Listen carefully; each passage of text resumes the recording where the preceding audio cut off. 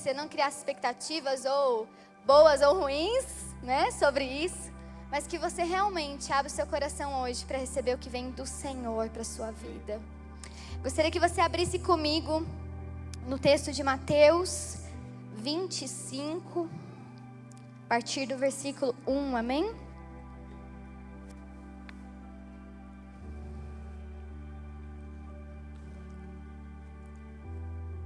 E o tema da palavra de hoje, eu gostaria que você olhasse para o sermão e é uma pergunta.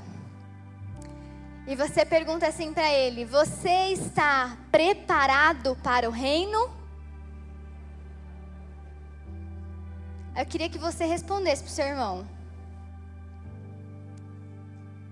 Você está preparado para o reino? Amém.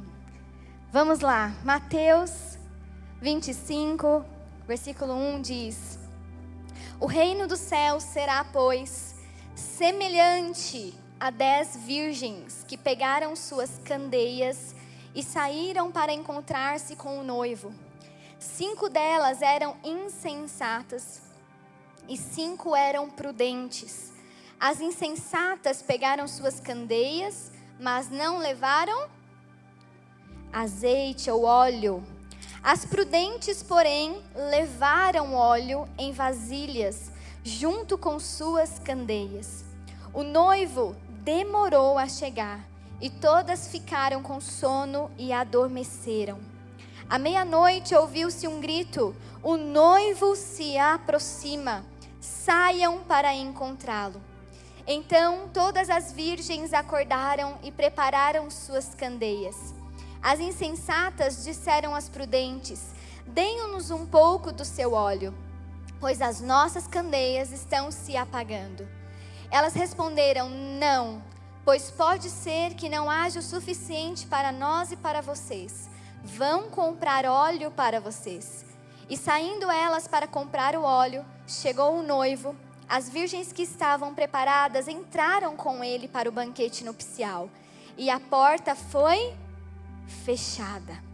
Mais tarde vieram também as outras e disseram: Senhor, Senhor, abra a porta para nós. Mas ele respondeu: a verdade é que não as conheço. Portanto, vigiem, porque vocês não sabem o dia e nem a hora. Amém? Essa palavra é uma palavra muito conhecida, uma parábola contada por Jesus, muito conhecida, tenho certeza que você já ouviu falar dela. Mas o Senhor, Ele ministrou ao meu coração algumas coisas e eu quero compartilhar com você. Eu sempre ouvi essa parábola e eu não entendia muito bem algumas questões. E que hoje eu quero trazer luz para você e talvez você passe a compreender melhor ainda o que ela significa, assim como eu passei a compreender.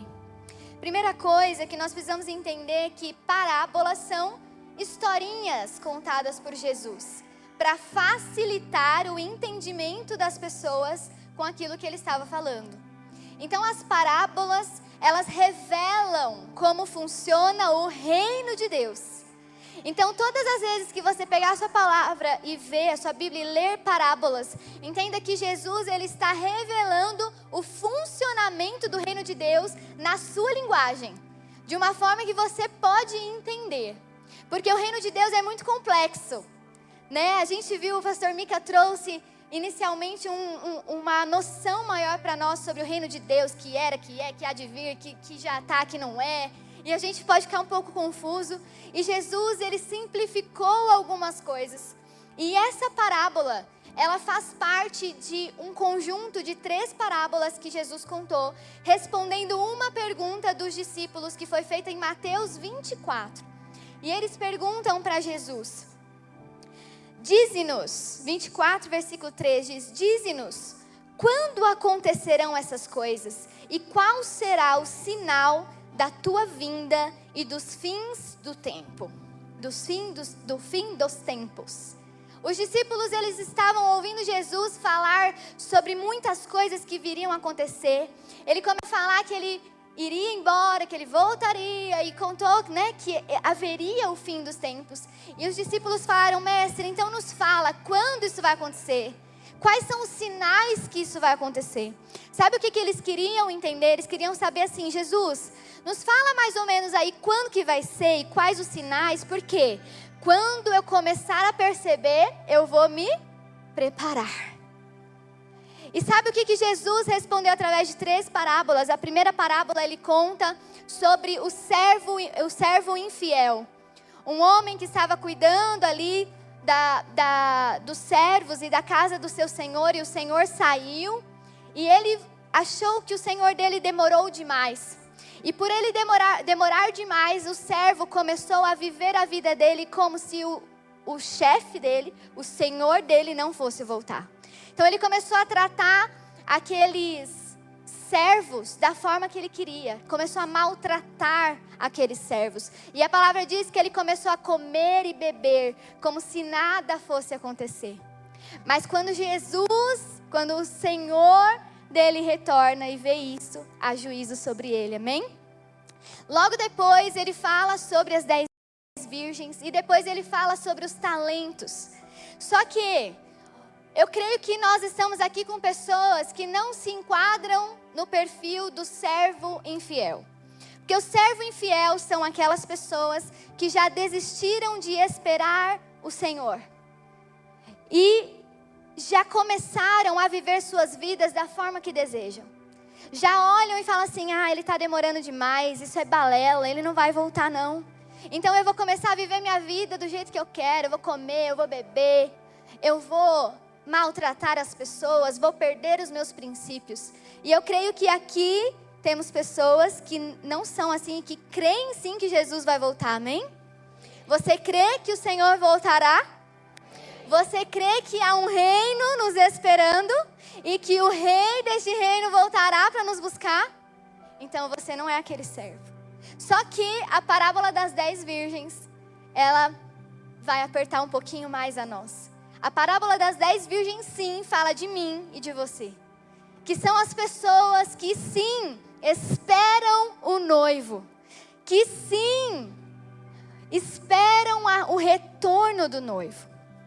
Eu quero que você entenda comigo um contexto histórico de como que eram os casamentos. Naquela época, os casamentos judaicos, eles eram divididos em algumas fases. A primeira fase era o noivado. No noivado, o noivo vinha até a casa da noiva e ele falava, quero me casar com você. E aí ele vinha também com um pagamento, entregava um pagamento, sendo ali o anúncio oficial de que ele se casaria com aquela noiva. O noivado naquela época não era como os noivados de hoje, que a gente vê noivado começando, terminando, a pessoa vai lá, não decidi que eu não quero casar, então simplesmente termino. Não, naquela época já era um contrato firmado. Eu vou me casar com esta noiva. E para que ele firmasse esse contrato, ele tinha que pagar um preço. E eu quero que você se situe comigo, que este noivo, que é Jesus Cristo, ele já veio até a nossa casa, ele já chegou e ele pagou um preço, falando assim, ei, eu vou me casar com você. Eu vou me casar. Ele pagou um preço de sangue e disse, isso é um compromisso. Eu estou selando um compromisso com a minha igreja. Eu vou me casar com ela. E muitos, e nós cremos neste sacrifício, amém? Você crê que Jesus morreu por você? Você crê que Ele pagou o preço, que pagou pelos seus pecados e te comprou para Ele? Amém? Você já entregou a sua vida e falou assim, eu me comprometo com Jesus? Você já entregou a sua vida e falou, eu me comprometo com esse noivo? Você é comprometido com este noivo? Amém, eu também. E aí, olha só. Naquela época, após o noivado, após pagar o preço, após falar, vou me casar com essa noiva, o noivo voltava para sua casa, para sua cidade, para sua terra. E ele falava assim, olha, agora eu vou lá para a casa do meu pai e eu vou preparar a casa da minha noiva. E aí ele ia para a casa do seu pai e ele ia organizar a casa para receber a noiva. Tem alguma semelhança? Jesus, quando subiu, ele falou, né? Quando ele estava, ele falou assim, vou preparar um lugar para você na casa do meu pai. Então o nosso noivo, que pagou um preço por nós, ele fez como era o mandamento aqui da época. Ele veio, pagou um preço, noivou conosco. E ele falou, agora eu vou para a casa do meu pai, preparar um lugarzinho especial para receber a minha noiva. Só que ele não ia para casa e a noiva não ficava simplesmente com uma esperança de que aquilo poderia acontecer. Ela ficava com a certeza absoluta que este noivo ia voltar. Ela não ficava achando, será que ele vai voltar mesmo? Será que ele vai vir me buscar? Ela tinha a certeza absoluta que ele voltaria. E aqui entra um questionamento para você e um questionamento para mim. Será que nós temos dentro do nosso coração a convicção de que o nosso noivo de fato voltará? Será que nós vivemos a nossa vida com a certeza absoluta de que logo ele voltará? Ou será que nós estamos vivendo as nossas vidas como se nada estivesse acontecendo? Como se... será que é verdade mesmo? Já faz tanto tempo que ele falou que vai voltar. Já faz tanto tempo que essa promessa foi feita. Será que vale a pena esperar mesmo? Como que você está vivendo os seus dias? Aguardando? Tem pessoas que inclusive têm medo do retorno do noivo. Tem pessoas que ficam com medo do que vai acontecer quando ele voltar. Mas a noiva verdadeira aguarda ansiosamente por este dia. A noiva verdadeira aguarda ansiosamente pelo dia do seu casamento. Ela não para de pensar um minuto na preparação do seu casamento. Mas nós estamos vivendo como se esse noivo não fosse voltar. O noivo retornava para sua casa e esse tempo de espera podia levar meses até um ano. A noiva não sabia quando esse noivo ia voltar.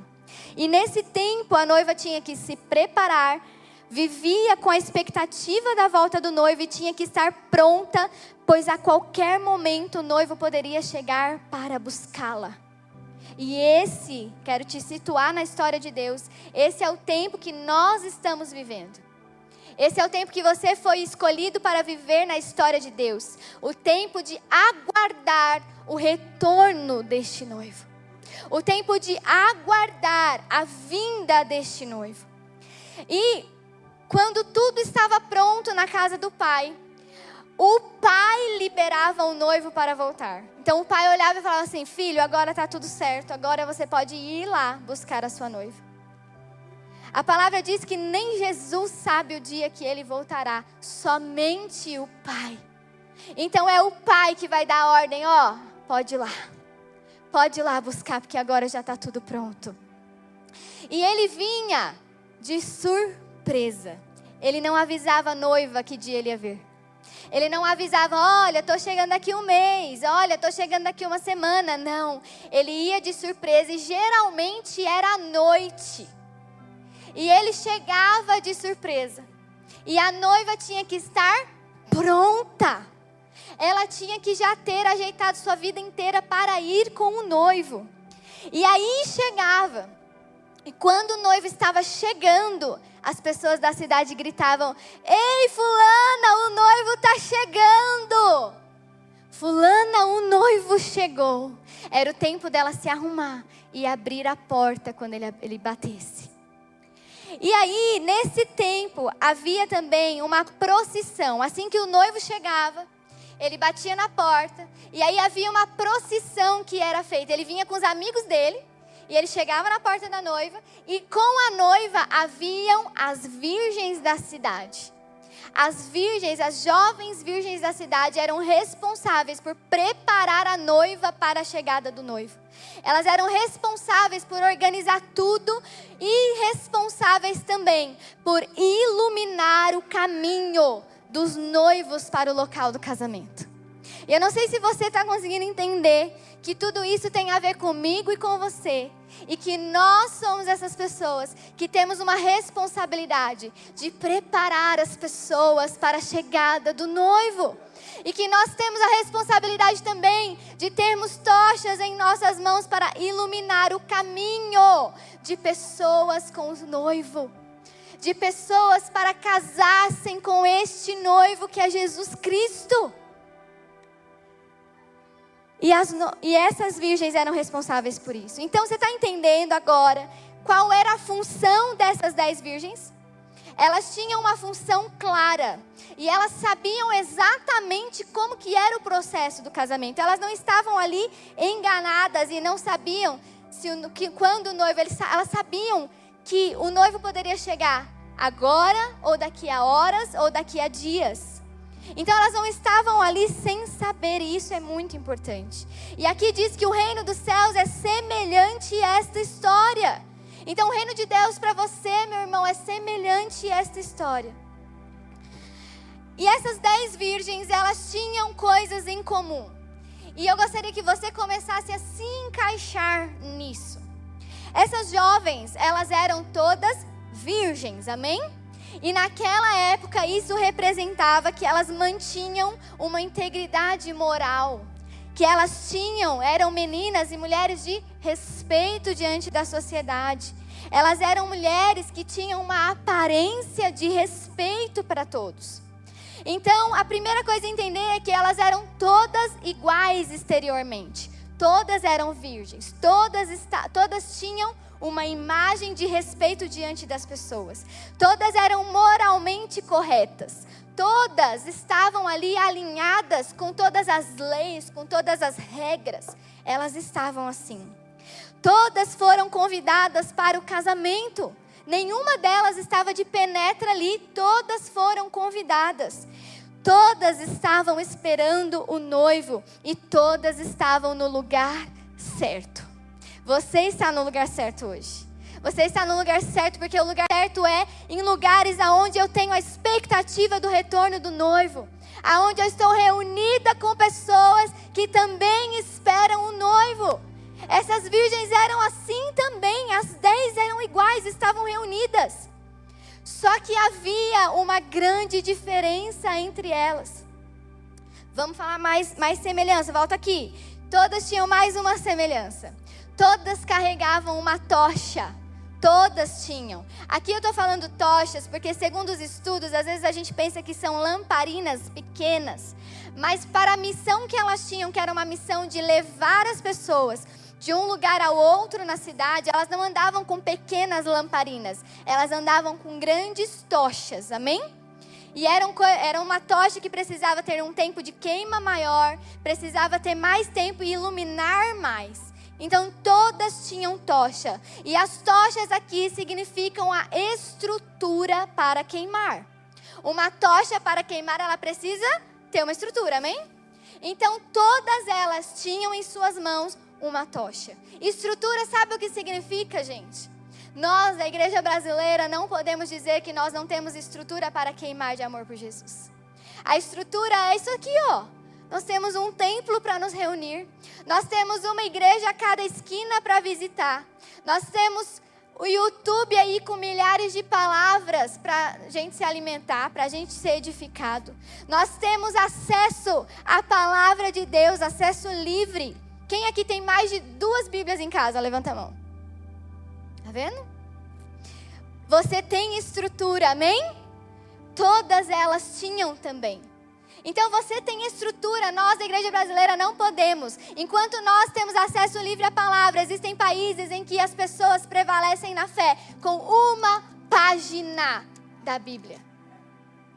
Enquanto nós podemos nos reunir aqui para adorar ao Senhor e fazer o barulho que a gente quiser e louvar o mais alto que a gente puder, tem pessoas na China tendo que fazer cultos subterrâneos em silêncio para falar de Jesus. Enquanto nós temos acesso aos pastores, enquanto nós temos acesso aos nossos irmãos, a gente pode falar livremente, a gente pode evangelizar. Existem lugares do mundo hoje que isso é totalmente proibido. Então você tem estrutura, amém? Todas elas tinham estrutura. Então é acesso a Bíblias, acesso a livros, acesso à igreja e a fé. Todas também tinham fogo. Aqui fala que todas tinham fogo. Em algum momento ela fala, nossa candeia, elas estão se apagando. Então no início elas tinham fogo. No início elas queimavam. E sabe o que significa o fogo aqui? Fala sobre a paixão que você tem por Jesus. Fala sobre a paixão que você tem pelo Senhor. Fala sobre as experiências com Deus que você vive. As coisas que você intimamente vive com o Senhor. Significa também aqueles cultos onde nós queimamos por Jesus. Sabe aqueles cultos que a gente fala, meu Deus, que bênção que foi hoje. Significa que elas também faziam campanhas do início ao fim. E a campanha era maravilhosa. Elas queimavam por Jesus. Elas queimavam. Elas sentiam a presença. Aquele fogo ardente dentro do coração. E o fogo, é importante que você saiba que o fogo, ele é visível.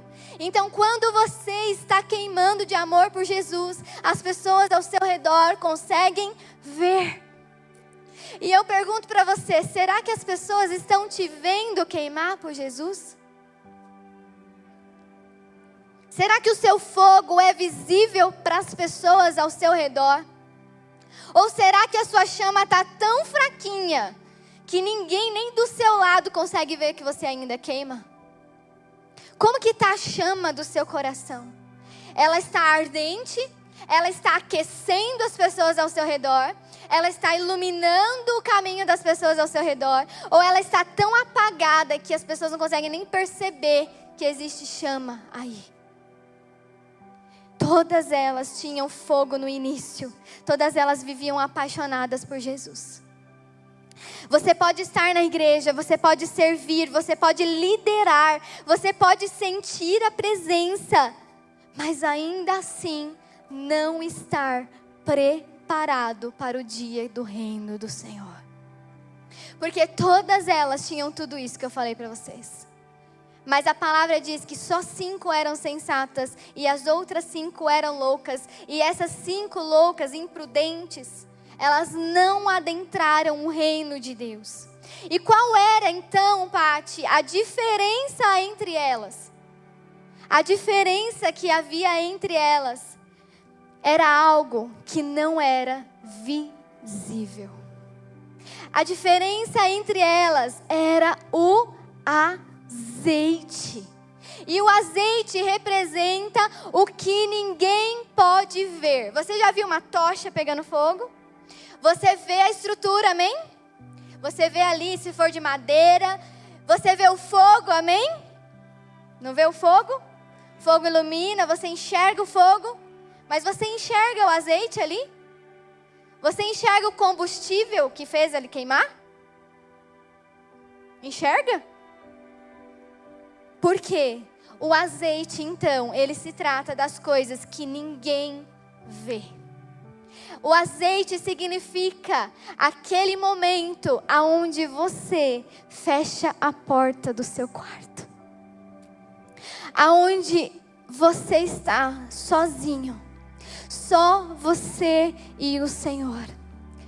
É aquele momento das lágrimas que só o Senhor recebe.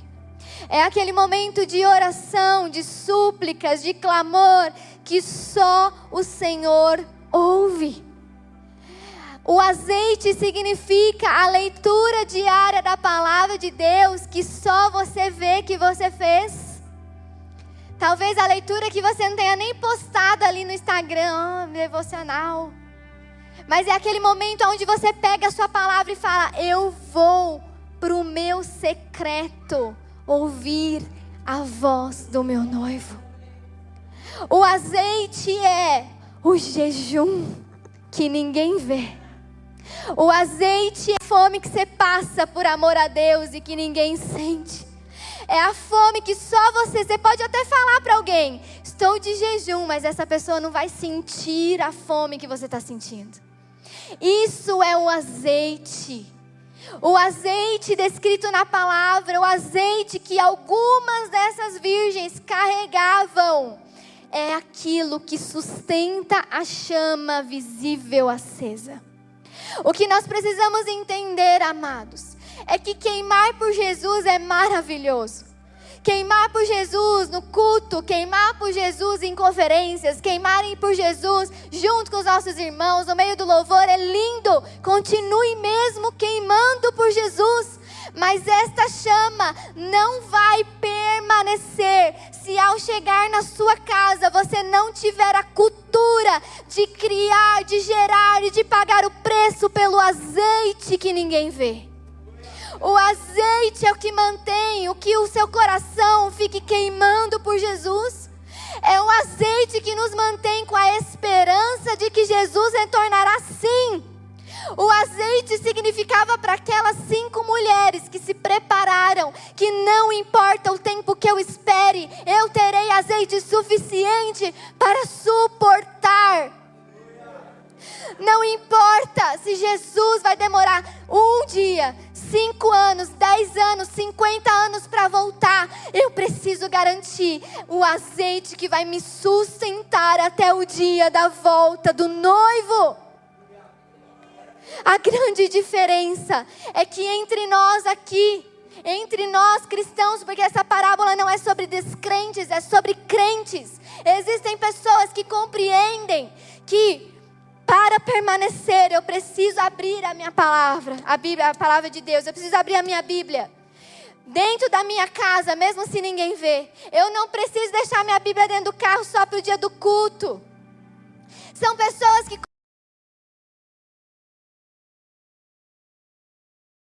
compreendem que para aqui. São pessoas que compreendem, são mais importantes. Sabe por quê, gente? Não é sobre queimar, é sobre permanecer queimando enquanto for necessário. Não é sobre viver coisas incríveis e sobrenaturais e ser alguém que queima diante das pessoas, mas é sobre ter azeite suficiente para suportar a espera da volta de Jesus. Não é sobre fazer um jejum de 40 dias, mas é sobre fazer um jejum por semana durante 30 capítulos da Bíblia em um dia. É sobre ser capaz de ler pelo menos um capítulo por dia por 30 anos. Não é sobre passar 4, 3, 4, 5, 12 horas num culto maravilhoso queimando por Jesus. Mas é sobre ser capaz de chegar e fechar a porta do quarto por 30 minutinhos e falar com Jesus diariamente. Jesus está nos chamando. Jesus está nos alertando. Jesus está nos dizendo que a chama é linda, meu irmão. Mas a chama que não suporta até o último dia é inútil. Não importa se você queimar muito hoje, se amanhã, segunda-feira, a sua chama já apagou de novo. Não é sobre o que nós vivemos no culto de domingo, mas é sobre o azeite que a gente providencia na segunda-feira para permanecer queimando. Meus irmãos, Jesus está chamando a nossa igreja para pagar o preço pelo azeite. Jesus está chamando a nossa igreja para entender que o queimar é importante sim, mas o mais importante é o permanecer. Essa palavra é sobre constância. O Senhor está queimando os nossos corações e o Senhor, Ele quer que nós paremos de ser pessoas inconstantes. Pessoas que num dia estão maravilhosamente bem com o Senhor, mas no outro dia já nem lembram da existência dEle. Pessoas que talvez aqui no culto sejam um crente fenomenal e maravilhoso, mas dentro da sua casa você não lê um versículo da Bíblia. Pessoas que pedem orações e ouvem louvores, mas não são capazes de simplesmente falar: Jesus, eu vou me sacrificar e fazer um jejum para aproximar a tua presença de mim. Gente, nós perdemos o hábito de viver sacrifícios por Jesus. Nós perdemos o hábito, sabe? Quando nós olhamos para a igreja de Cristo, e nós olhamos a história na igreja, nós vimos, parece que as pessoas pagavam o preço para viver a presença de Cristo. E hoje nós achamos que o pagar o preço é talvez promover uma ótima reunião, é ter uma estrutura maravilhosa, é talvez ter um culto bem organizado, um louvor assim, um louvor assado. Oh, gente, o queimar por Jesus não é sobre isso. O queimar por Jesus é buscar o azeite diariamente no secreto. E nós precisamos retomar isso, amém? A paixão dos primeiros dias é maravilhosa, mas ela precisa suportar o tempo, ela precisa continuar, ela precisa ser constante, ela precisa permanecer. Porque o fogo que se apaga antes da hora é inútil. E eu queria que você entendesse comigo. Pensa comigo, eu lembro que algumas versões, né, da palavra, ela diz que essas virgens, 5 eram loucas. E eu nunca gostei dessa versão. Eu falei, coitada dos meninos. Pra que chamar elas de louca, gente? Né? Fala imprudente, que é mais bonitinho, né? Vai chamar elas de louca. Só que para pensar uma coisa comigo. Essas virgens, essas meninas, elas sabiam como era o processo. Elas sabiam que a noiva estava ali esperando o noivo e que isso poderia durar dias. Elas sabiam que poderia demorar. E se eu te chamar e falar assim, vamos fazer uma trilha comigo? Quem gosta de trilha? Eu amo trilha. Vamos fazer uma trilha comigo? Aí eu falar assim, só que é uma trilha que pode durar 2 horas ou pode durar 3 dias. Não sei quanto tempo vai durar. O que você vai colocar na sua mochila? O que vai ter? O mínimo. Água. Comida. Uma troquinha de roupa. Um lencinho umedecido. Chocolate, um Gatorade, um energético, alguma coisa que te dê energia. Então você vai preparado. Porque, poxa, a Paty falou que pode ser 2 horas ou pode ser 3 dias. Você vai se preparar para 2 horas? Não, a gente vai se preparar para o pior, né? Pode demorar 3 dias. Levar meu acampamento, vou levar tudo que for necessário. Pegar aquele mochilão, vou me preparar. Vou carregar o peso que for. Nós fizemos, né, na Jocum, uma vivência de 5 dias na mata.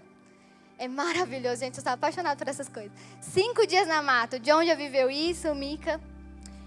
E aí, você, para preparar as coisas, você vai com uma mochila que, ao meu tamanho, a mochila era quase maior que eu.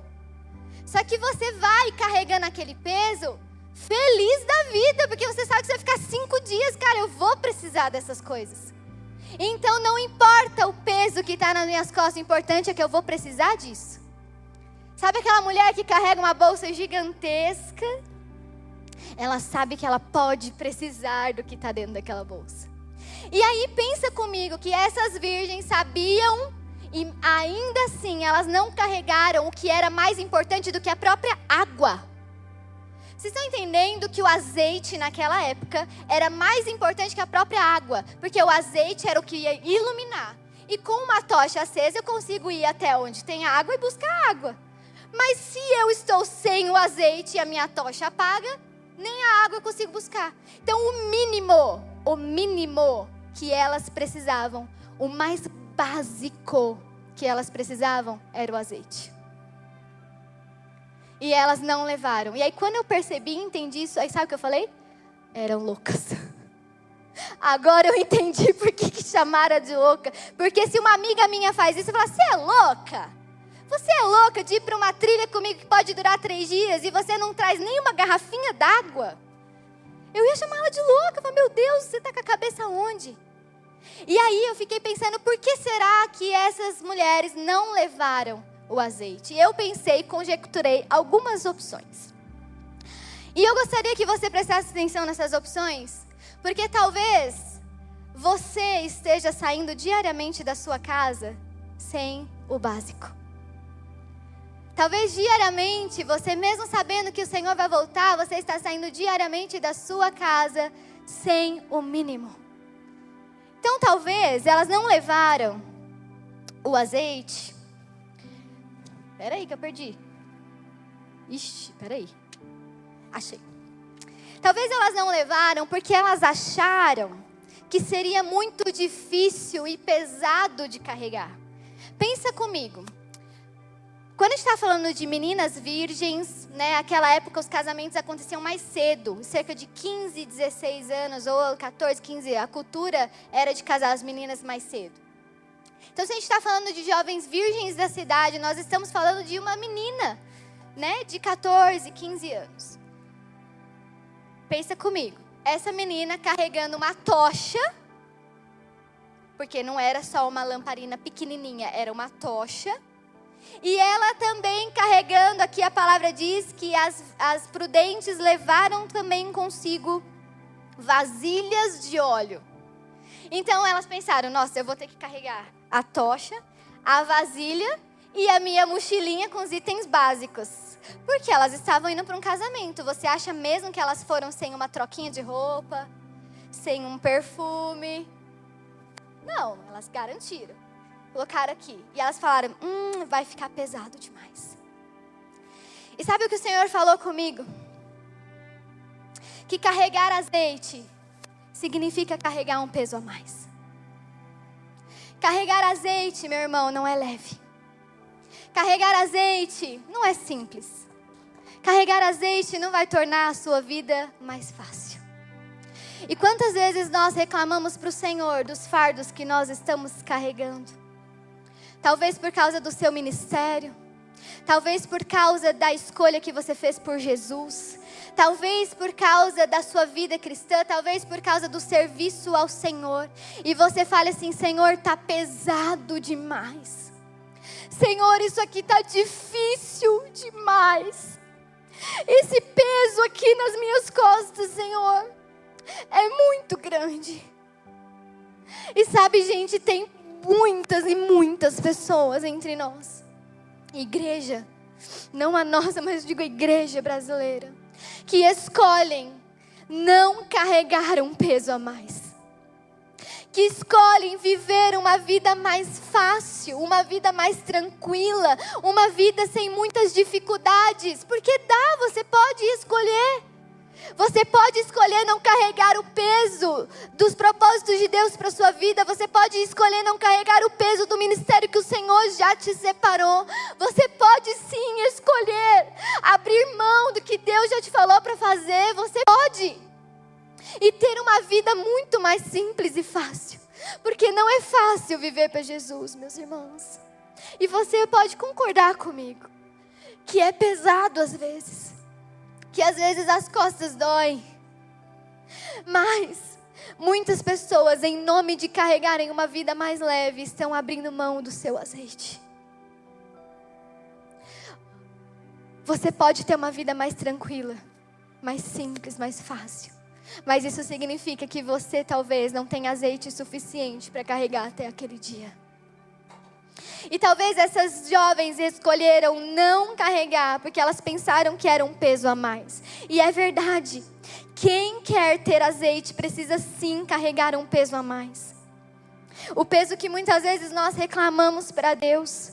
O peso do ministério, o peso do discipulado, o peso de cuidar de pessoas, o peso de servir ao Senhor, o peso da disciplina de ser cristão, o peso das disciplinas espirituais, o peso das renúncias que nós temos que fazer.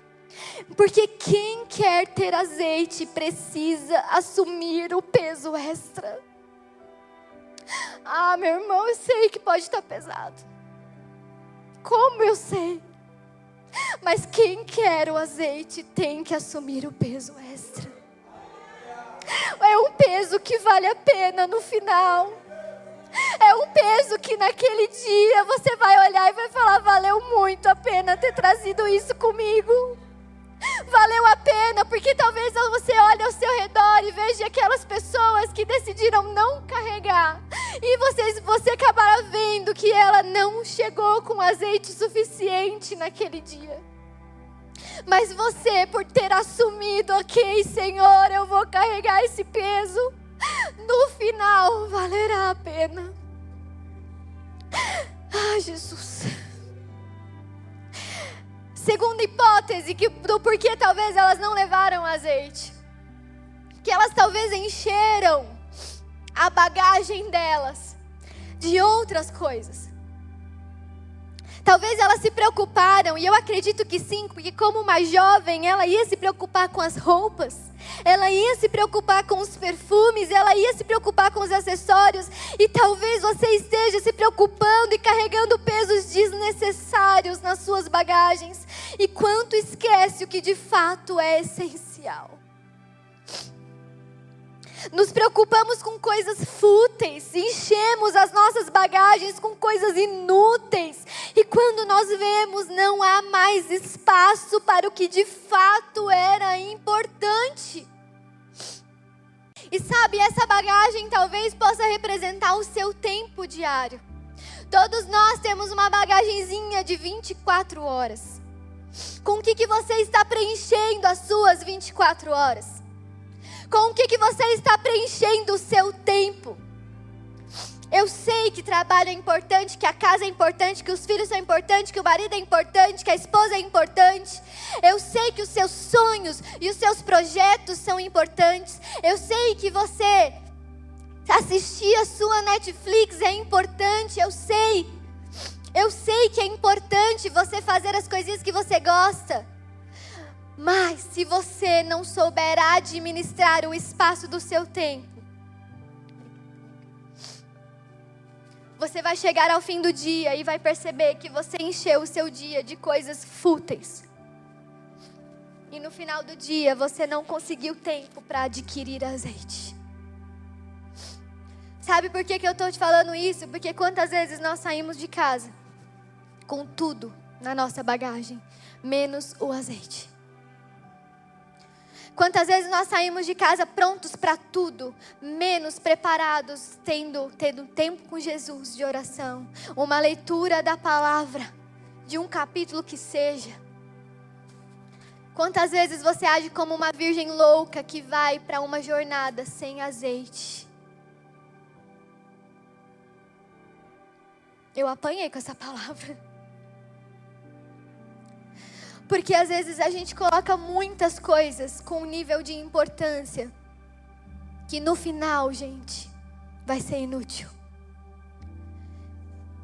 No final, as roupas, os acessórios, os perfumes não valeram de nada.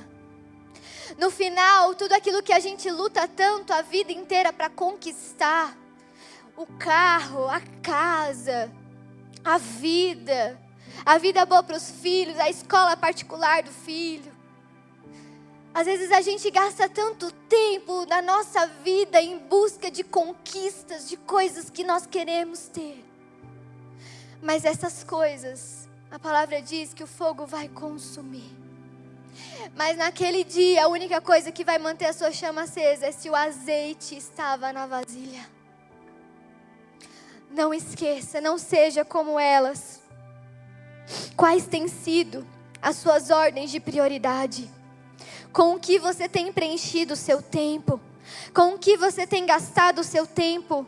Em coisas passageiras ou tem gastado tempo em adquirir o azeite para o grande dia?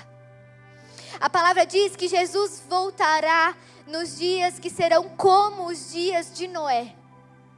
E os dias de Noé eram dias em que a palavra diz que as pessoas se casavam e davam em casamento e viviam os seus dias como se nada fosse acontecer.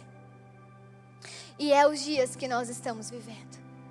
Nós estamos preocupados com a nossa vida que vai durar no máximo 80, 90, 100 anos.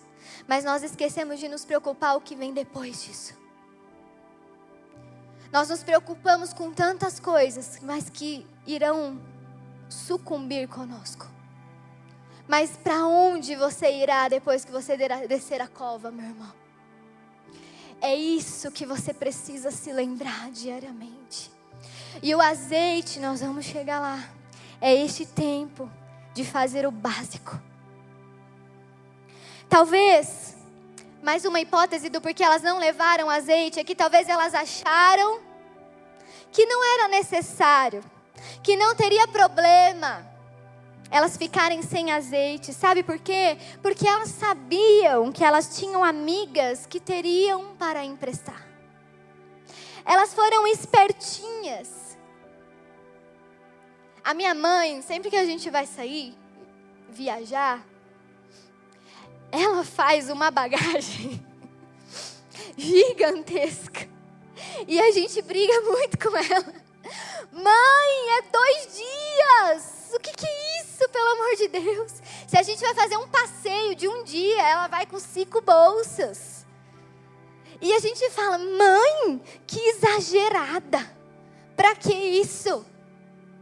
Que desnecessário, só ocupa lugar no carro, só é pesado, só é transtorno. Eu sei que não tem nenhum homem que fala isso para suas esposas. Eu sei que quando vai viajar, você não reclama da quantidade de bagagem que a sua esposa está levando. Nossa, Paty, que demora para preparar a mala. É uma coisa tão simples, pega uma cueca, uma bermuda, uma camiseta. Não é, homens? Aí eu falo, tá bom, amor. Faz a sua mala que eu faço a minha, tá bom? Faz a sua. Ele fala, a minha parte eu vou deixar pronta. Você não precisa se preocupar comigo. Tá bom. Corta para... Chegando na viagem. Amor, você trouxe shampoo? Sabonete? Pasta de dente? Amor, esqueci minha sunga. Esqueci minha bermuda. Amor, toalha, você lembrou de trazer? Para minha mãe a gente fala a mesma coisa. Nossa, poxa, gente, precisava de um cortador de unha. Minha mãe, eu tenho. Poxa, queria um protetor solar. Eu tenho 3. 1 para cada filho. E suas famílias. Nossa, meu Deus, eu trouxe só uma toalha e encharcou a toalha. Eu trouxe extra para cada um. Minha mãe é essa pessoa, não é? Nossa, rasgou minha roupa. Eu tenho agulha e linha aqui na bolsa. Nossa, não sei o que, calma, eu tenho uma barraca, não tem problema. Meu Deus, a minha roupa está amassada, eu trouxe ferro. Queria secar meu cabelo, o secador está aqui. Minha mãe é essa. E essas virgens loucas, insensatas, pensaram, eu não vou levar não. Pesado demais. Vou colocar minhas coisinhas que eu acho mais importante, porque minhas amigas com certeza vão levar. E eu vou pegar emprestado. A única questão é que elas não entenderam que azeite não se empresta. Elas se acharam muito espertas porque queriam atenção nisso. Atenção. Elas queriam o benefício da chama sem carregar o peso do óleo. Sem pagar o preço pelo óleo. Porque você acha que o óleo era distribuído gratuitamente? A média do preço era cerca de R$50, tá? Trazendo para a nossa realidade, o litro do óleo. E elas tinham que repor óleo de 15 em 15 minutos. Então aquelas virgens sensatas pagaram o preço para carregar o óleo extra. E as insensatas pensaram, eu posso me aproveitar, porque elas são minhas amigas. Eu estou perto delas. Mas a palavra diz aqui que elas falaram, não podemos emprestar. Pois pode ser que não haja o suficiente para nós e para vocês. Vão comprar para vocês o seu óleo. Sabe o que significa isso? Vai pagar o seu preço no secreto pelo seu óleo. Para de pensar que a chama do amiguinho, que o azeite do amiguinho vai servir para você. Não adianta andar com quem tem óleo só, gente. Não adianta ser amigo de quem tem óleo. Não adianta falar, não, o Bruno vai ter óleo, então eu vou estar com ele. O Mica vai ter óleo, eu vou estar com ele. Não adianta. E tem muitas pessoas que acreditam que andar com pessoas com óleo vai resolver o problema deles. Não vai, se você não comprar o seu próprio óleo. Se você não pagar o seu preço pelo óleo. Se você não buscar o seu próprio óleo. Naquele dia, azeite não se emprestará. Sabe, meus irmãos, eu posso pregar para você, mas eu não posso ler a Bíblia diariamente por você. Eu posso apresentar a sua vida ao Senhor nas minhas orações, mas eu não posso ter relacionamento com Deus por você. Eu posso jejuar por você, mas isso não vai te tornar conhecido do Senhor. Vai me tornar conhecida do Senhor. Assim como eu não posso comer por você, tomar banho por você, fazer as necessidades por você, as coisas básicas da vida física nós não podemos fazer pelo outro. E as coisas básicas da vida espiritual também não. Não adianta caminhar com o líder somente se você não tiver o seu azeite próprio. Azeite é responsabilidade individual. Não existe neto de Deus. Eu posso comprovar isso. Nascida e criada na presença do Senhor. Mas chegou um momento, meu irmão, que eu precisei ir pagar o meu preço pelo óleo. Não adianta você ser filho de crente. Não adianta a oração da sua mãe. Não adianta, porque isso não vai manter o seu óleo diante do Senhor naquele dia. Não existe neto de Deus, eu preciso me tornar filho de Deus. Então o óleo dos seus pais não serve para você. Não adianta andar com amigos de Deus e você não ser um amigo de Deus. Tem uma regra na matemática que fala que o amigo do meu amigo é o meu amigo, né? Positivo com positivo é positivo. Na regra de Deus não é assim. Na regra de Deus, o amigo do amigo é um desconhecido. Deus, ele não tem amigo do amigo. Deus, ele tem amigos pessoais. Então não adianta você andar com quem é amigo de Deus e não se tornar um amigo de Deus. Não adianta andar com quem tem óleo, porque óleo não se passa. Óleo se compra, se paga preço. Se você não orar, se você não ler a sua Bíblia, se você não jejuar, não adianta nada. Mas sabe o que se compartilha? E eu tenho certeza que se naquela noite, aquelas virgens falassem assim para as outras: amigas, a nossa chama se apagou. Bateu um vento e a minha chama se apagou. Mas eu tenho óleo aqui. Então eu vou pegar o meu óleo aqui e eu vou jogar na minha tocha. Você pode me passar a sua chama? A chama se passa. Aí é importante você caminhar com quem queima por Jesus. Porque a chama se passa, a paixão se compartilha, o amor por Jesus se compartilha. Você precisa sim andar com quem queima por Jesus. Porque quando a sua chama estiver fraquinha ou se apagar, Ele pode pegar a tocha dele e falar: vem aqui que eu te empresto a minha chama. A chama se passa, mas o azeite não. E nada vai adiantar se o seu amigo te passar a chama e você não tiver o óleo próprio para manter a chama. Entenda isso. Cuidado com os relacionamentos que você tem, aonde só você paga o preço pelo óleo. Sabe, eu sempre achei estranho e falava assim: poxa, que maldade com as coitadinhas. Não podia emprestar um pouquinho do óleo? Não é? Gente, o que custa? Custa muito caro. Aquelas virgens sensatas sabiam o quanto custava ter óleo extra. E elas sabiam que elas ainda poderiam precisar. Então aprenda, meu irmão, você pode sim ser alguém que passa sua chama para o seu amigo, para a sua família, para o seu pai, para a sua mãe, para os seus filhos. Queime mesmo, compartilhe a chama, mas você precisa chegar no momento e falar assim, você precisa buscar o seu óleo.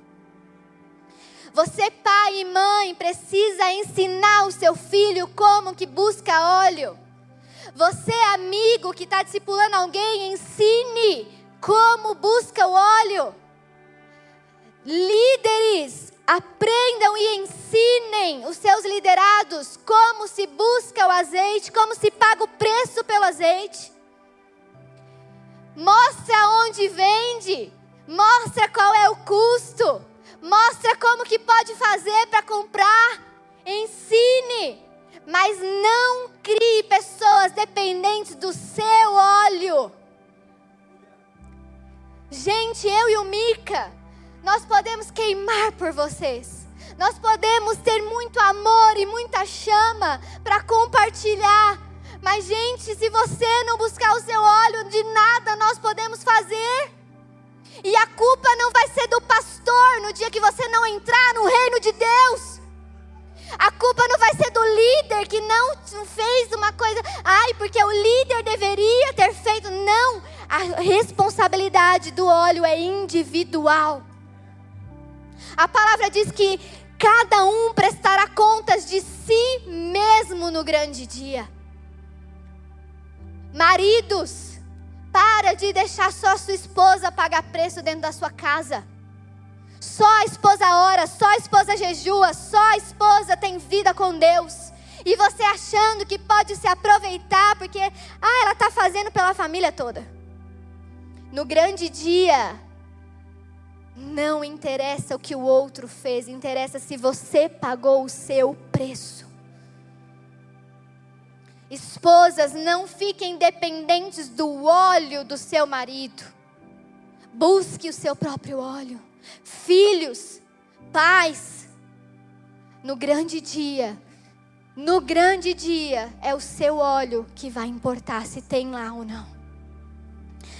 Oh Jesus, nós precisamos aprender que o óleo não se compartilha, a chama sim, amém? Tem uma frase da Joyce Meyer que diz assim: os sábios pagam o preço da diligência, da firmeza, do sacrifício e da resistência, porque o amanhã sempre vem e nós teremos que lidar com o resultado do que nós fizemos. É você que vai ter que lidar com o resultado do que você faz hoje. Ninguém vai pagar ninguém vai ter a responsabilidade do que você fez com o seu tempo. Ninguém vai ter a responsabilidade do que você fez com a palavra de Deus. Ninguém tem a responsabilidade sobre a sua vida espiritual. Nós não estamos criando pessoas dependentes de homens aqui. Nós não queremos criar pessoas dependentes de pastores, dependentes de líderes. Nós precisamos entender que nós somos uma família de filhos de Deus. E que cada um tem acesso livre ao Senhor. Você tem acesso ao Senhor e esse acesso vai ser cobrado naquele dia. Oh Jesus, versículo 10, a palavra diz que depois que elas perceberam que, poxa vida, não é que era importante mesmo não ter óleo extra? Poxa vida, agora eu entendi por que essas doidas resolveram carregar peso a mais. Acho que elas chamavam as outras de doida. Acho que elas falavam, nossa, que exagero, para que carregar tudo isso? Mas elas entenderam, nossa, era realmente para a gente ter feito isso.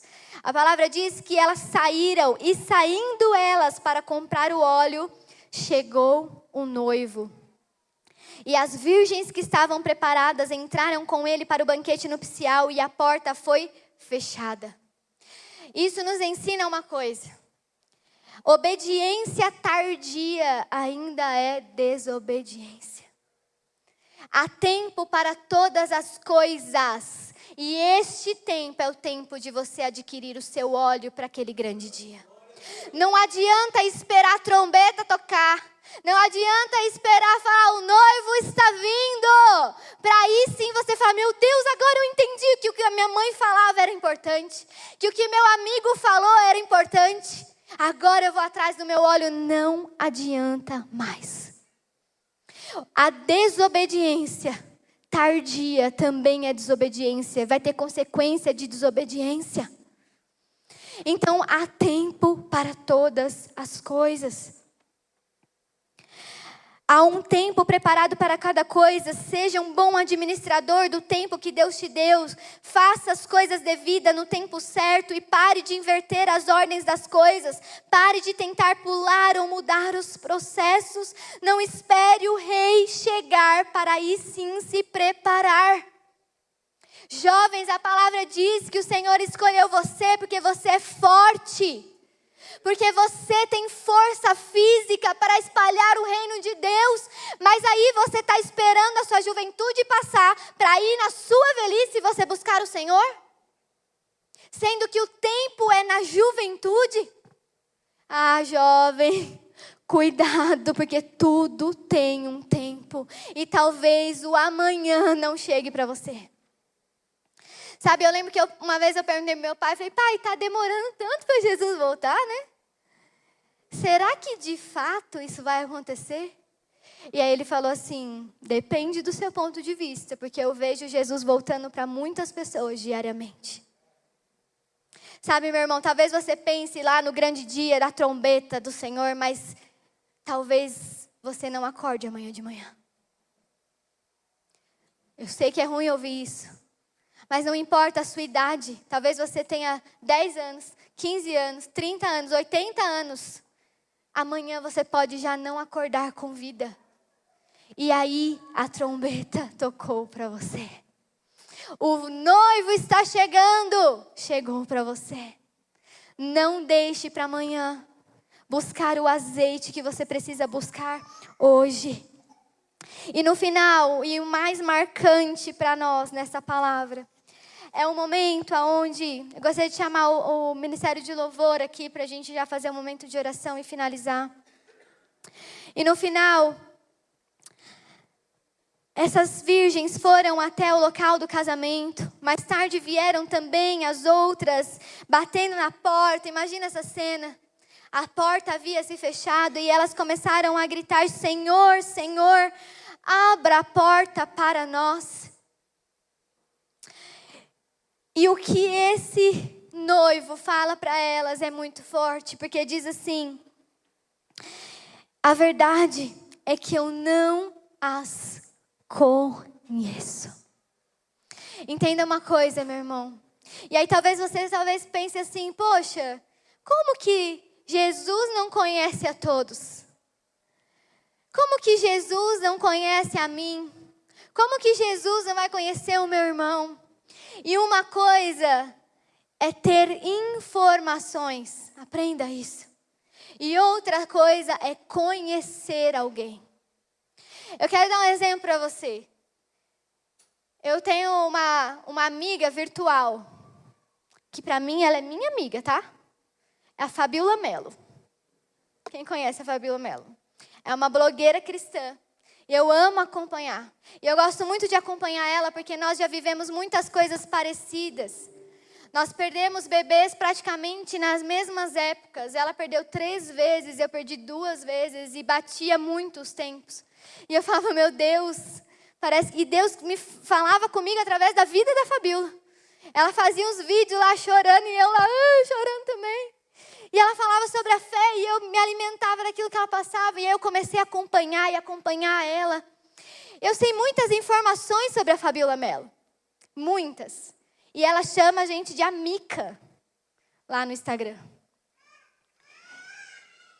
E aí eu te pergunto, se eu chegar agora na casa da Fabiola Mello e entrar na casa dela, o que você acha que ela vai fazer?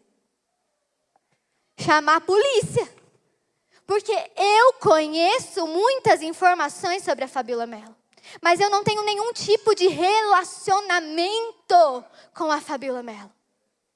Sabe, talvez você conheça muitos famosos, os homens conhecem jogadores de futebol, saiba a vida inteira, todos os times que ele já jogou, tudo que ele... Não sei, talvez você tenha um ídolo aí, que você conhece tudo da história dessa pessoa. Mas se você entrar na casa dessa pessoa hoje, ele vai te mandar para fora e vai falar: sai daqui que eu não te conheço. Você é doido de entrar na minha casa? Quem é você? Porque conhecimento é uma coisa, informações é uma coisa, mas o conhecer e relacionar-se é outra completamente diferente. Eu gostaria que você se colocasse de pé. E eu gostaria que você guardasse e se perguntasse: será que você está, durante a sua vida cristã, adquirindo informações sobre Deus? Paty, eu já li a Bíblia, eu já conheço. Eu ouço pregações o dia inteiro. Eu ouço louvores o dia todo. Mas será mesmo que o Senhor te conhece? Será que você tem relacionamento com Deus? Será que você tem mantido o seu azeite? Você tem pagado o preço pelo seu azeite no secreto? Será que você tem tido vida de oração com o Senhor? Será que você tem falado com Ele? Ouvido a voz dEle? Qual foi a última vez que você jejuou? Qual foi a última vez que você se sacrificou pelo Senhor?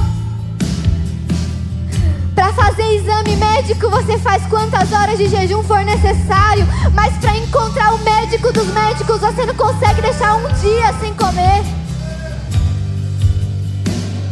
Ah, gente, nós vivemos como noivas que já esqueceram que o noivo virá.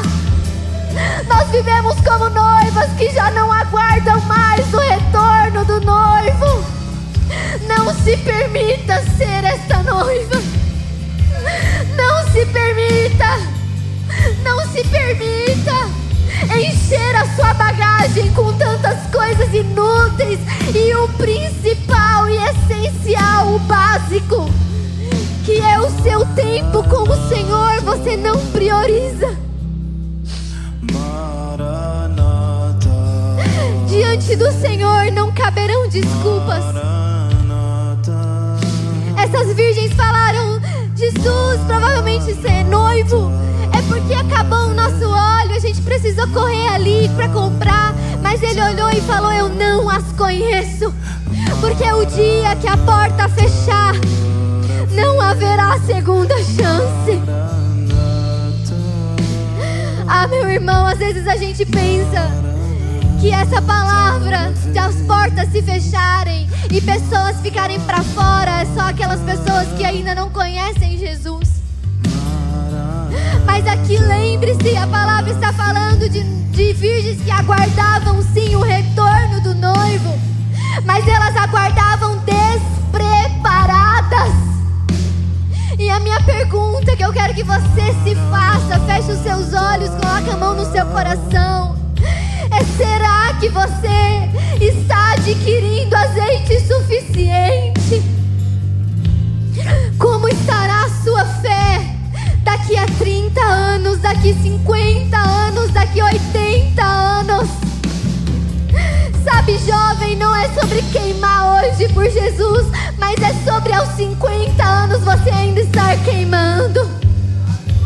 Não é sobre queimar e fritar na presença de Deus, mas é sobre aos 81 anos você ainda ser um senhorzinho que está aqui sentadinho ouvindo a palavra do Senhor e amando Jesus e tirando o seu tempo com Deus, aguardando o retorno dele, aguardando o grande dia. Ah, gente, nós precisamos lembrar, Jesus está voltando. E eu gostaria que, se você sentir no seu coração de vir até aqui à frente, tenha liberdade. Busque o seu azeite hoje. Busque o seu azeite hoje, se derrame diante do Senhor. Faça compromisso. Se você hoje entendeu, eu preciso melhorar, eu preciso realmente buscar mais azeite nos meus dias, faça um compromisso com Ele hoje. Senhor, a partir de hoje eu vou me comprometer a pagar mais o preço. Esteja no altar do Senhor como uma declaração de fé a Ele. Senhor, que nós não tenhamos medo dos fardos, do azeite. Não tenha medo de vir aqui à frente se você é um líder, se você é um pastor. Não tem problema, porque todos nós precisamos de mais azeite mesmo. Se você vê que talvez a sua vida necessita de mais entrega ao Senhor, vem aqui, vem aqui, vem até aqui. Faça compromissos com o Senhor hoje. Oh, Jesus. Eu te quero mais que tudo. Oh, remanassore nanai. Volta pra mim. Nós não queremos ser noivas.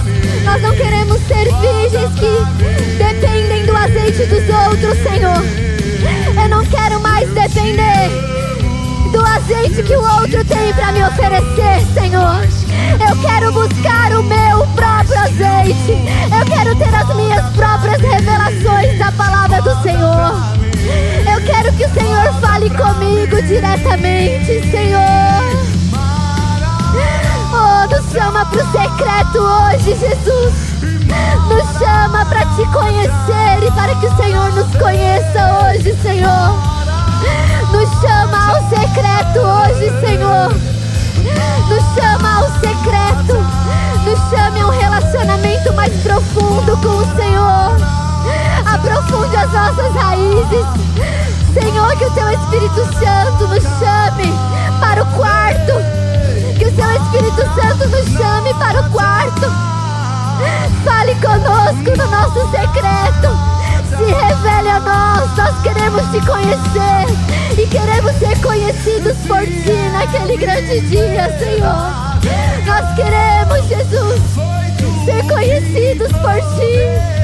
E nós estamos aqui no Seu altar dizendo: eu pago o preço. Eu pago o preço que for necessário.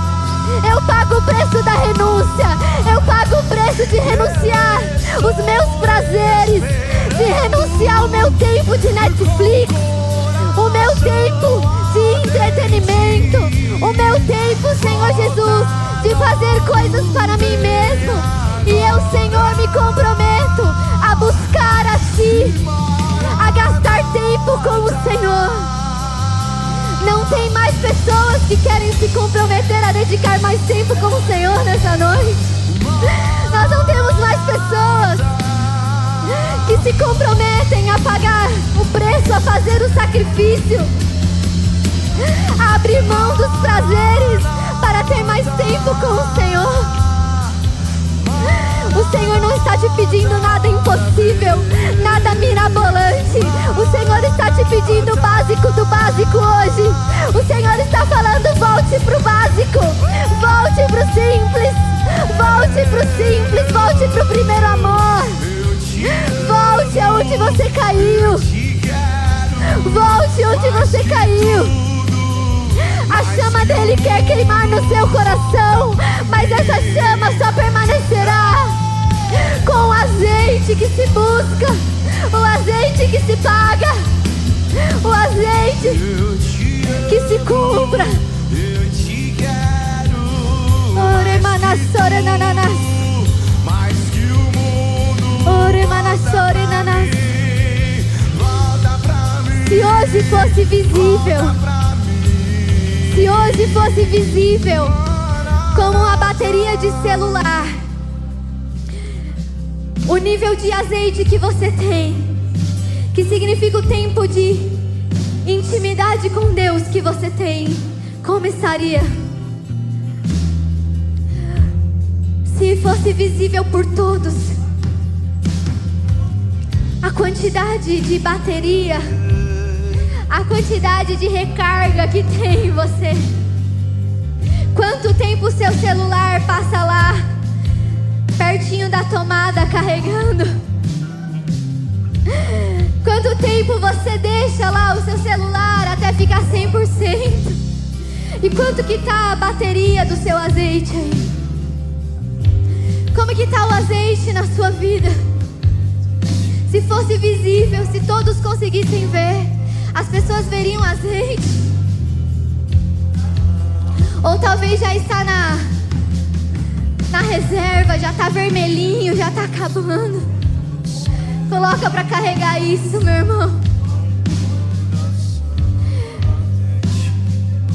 E o Senhor, Ele está nos chamando para vir aqui e declarar compromissos com o Senhor. Você que está aqui, faça agora um compromisso com Jesus. Nem que esse compromisso seja: Senhor, eu vou orar por 5 minutos todos os dias. Nem que o seu compromisso seja: eu vou ler 2 versículos por dia a mais. Faça um compromisso. Faça um compromisso com o Senhor hoje. Ele quer algo a mais de você.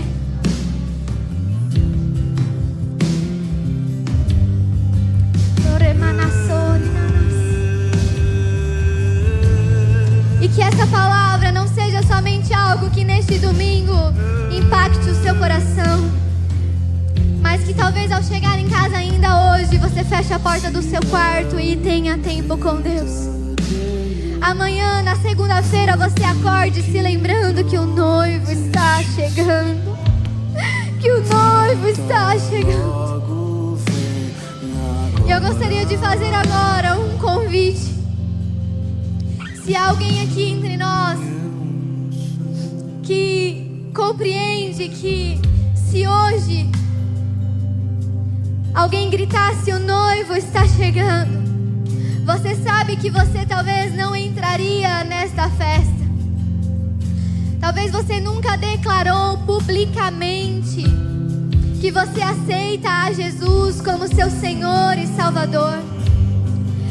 Quando o noivo, que é Jesus, veio e pagou um preço por você, Ele morreu naquela cruz e derramou sangue por você. Ele declarou que tem um compromisso contigo. Mas a palavra diz que chega um momento da nossa vida que nós precisamos falar: eu aceito esse compromisso. Eu também quero fazer esse compromisso contigo, Senhor. E se há alguém aqui hoje que ainda não fez isso e gostaria de levantar sua mão e dizer: eu quero fazer um compromisso com esse Jesus, com este noivo, eu quero entrar na festa quando Ele voltar, eu gostaria que você levantasse a sua mão, amém? Se você nunca fez isso e quer fazer isso pela primeira vez, esse é um convite do Senhor Jesus a você. Não é um convite meu, é um convite do Senhor Jesus. Porque Ele quer, assim como todas aquelas Ele queria que entrassem, Ele também quer que você esteja lá. Amém? E eu gostaria de fazer outro convite. Se você um dia já fez esse compromisso com Jesus, mas algo na sua caminhada te fez abrir mão desse compromisso, se algo na sua vida te fez abrir mão do compromisso com o noivo, e você quer declarar hoje: Jesus, eu quero me reconciliar a este compromisso, eu gostaria que você levantasse as suas mãos. Faça um compromisso público com o Senhor. Levante bem alto se houver alguém que quer